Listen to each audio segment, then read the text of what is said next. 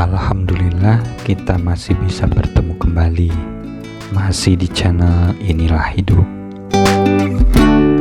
Guys, sebenarnya bisakah ajal itu berubah, berpindah, atau bertukar? Seperti cerita di video-video saya sebelumnya. Sudah nonton belum? Dari mulai hidup lagi dari kematian, terus selamat dari kematian gara-gara ganti nama, terus sampai dengan ajal yang tertukar. Kalau belum nonton, tonton ya. Nah, kisah hikmah berikut ini mungkin bisa menjawab pertanyaan tersebut. Ikuti terus ya. Ceritanya adalah di zaman dahulu kala, di istana kerajaan Nabiullah Sulaiman alaihi salam. Waktu itu beliau kedatangan tamu, tapi tidak terlalu lama, yang kemudian tamu tersebut pamit untuk meninggalkan istana. Tapi ketika akan keluar, beliau melihat salah seorang pengawal kerajaan dengan sangat tajam sekali, yang membuat si pengawal yang dilihat oleh tamu tadi merasa risih dan tidak enak hati. Sementara pengawal itu merasa tidak pernah kenal sama sekali dengan tamu itu. Dia bertanya-tanya terus dalam hatinya, dan ketika si tamu tersebut sudah keluar dan sudah tidak kelihatan lagi, si pengawal tadi berusaha memberanikan diri untuk bertanya kepada baginda raja Nabiullah Sulaiman alaihi salam.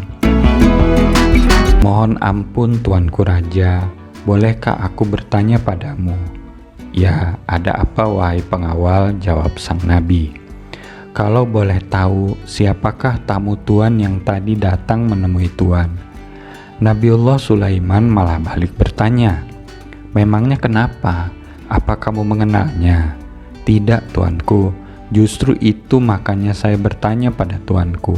Mohon maaf tuan, karena saya merasa agak aneh dengan tamu tuanku tadi. Beliau menatapku dengan tajam sekali yang membuat hatiku bukan saja risih, tapi terasa sangat menakutkan, seolah binatang buas yang menatap mangsanya. Padahal saya merasa tidak mengenalnya dan belum pernah ketemu. Apakah ada kesalahanku padanya, sehingga membuat ia menatapku setajam itu?" Kemudian sang nabi menjawab, "Tamuku tadi adalah malaikat maut." Sontak saja si pengawal tadi langsung kaget, badannya langsung lemas dan terasa tidak kuat lagi untuk berdiri. Keringat dingin mengalir di tubuhnya. Sang nabi tersenyum, "Tidak usah takut hai pengawalku. Kalau ajal belum datang padamu, tidak akan ada yang berkuasa mencabut nyawa, walau seorang malaikat maut sekalipun. Ingatlah bahwa hidup dan mati kita, seluruh makhluk ini adalah milik Tuhan kita." Si pengawal itu sujud tersungkur di hadapan sang nabi. Ia menggigil ketakutan sambil meminta pertolongan pada sang nabi. "Wahai tuanku, engkau seorang raja besar, engkau juga seorang nabi yang dekat dengan Allah, dan engkau memiliki kemukjizatan yang luar biasa. Tolonglah aku wahai tuanku." "Apa yang bisa kutolong?" jawab sang nabi. "Lagi pula, kalau memang ini sudah ajalmu, mungkin sudah sedari tadi malaikat itu mencabut nyawamu. Tapi ini kan tidak. Bahkan saat ini beliau sudah kembali ke langit." "Wahai tuanku, saya masih merasa takut dan tidak tenang hati. Mohon kalau tuanku berkenan, tolonglah pindahkan saya sejauh-jauhnya dari sini, di mana negeri yang sangat jauh dari negeri kita ini." "Wahai pengawalku, yang namanya ajal tidak kenal tempat dan waktu. Dimanapun, kapanpun, juga bagaimanapun, tetap saja ajal akan tetap datang. Wahai tuanku, mohon ampunku ya Tuan.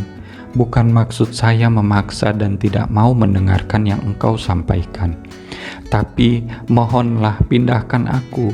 Mungkin saja hatiku bisa tenang dengan itu. Maafkan aku ya Tuan, maafkan." Sambil terus bersujud, si pengawal itu memohon dan meminta pada sang nabi. "Baiklah, kalau begitu wahai pengawal, negeri mana yang engkau inginkan supaya aku pindahkan engkau?" Akhirnya Baginda Nabiullah Sulaiman alaihi salam dengan izinnya memindahkan pengawal tersebut dengan memerintahkan angin untuk mengangkutnya.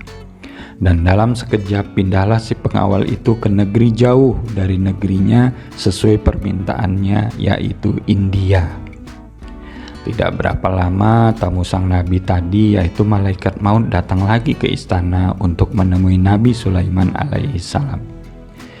Kemudian sang nabi bertanya, "Wahai saudaraku malaikat Allah, ada apa gerangan engkau datang lagi ke istanaku? Adakah salah satu atau mungkin aku yang sudah sampai ajalnya?" Malaikat itu tidak langsung menjawab, tapi menoleh ke sana kemari seperti mencari seseorang. Sang nabi bertanya kembali, "Apakah ada seseorang yang engkau cari?"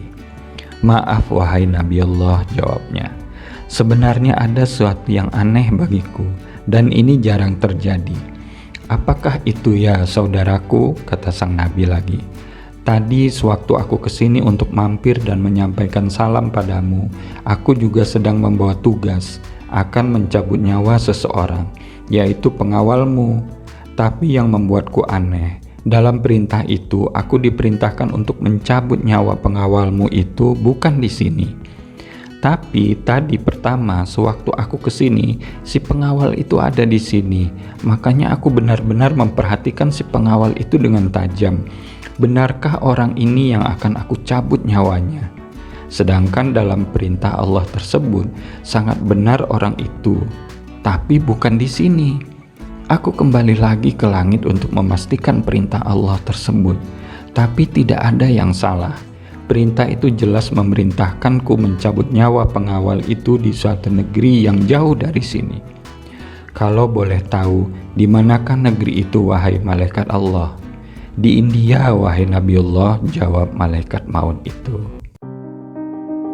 Dari kisah tadi, semoga bisa diambil kesimpulan ya, dan bisa menjawab pertanyaan di awal video tadi, yaitu ketika ada seorang yang sudah mati, tapi masih bisa hidup kembali, walau itu sangat jarang terjadi, seperti yang saya alami sendiri, ternyata itu berarti belum sampai ajal.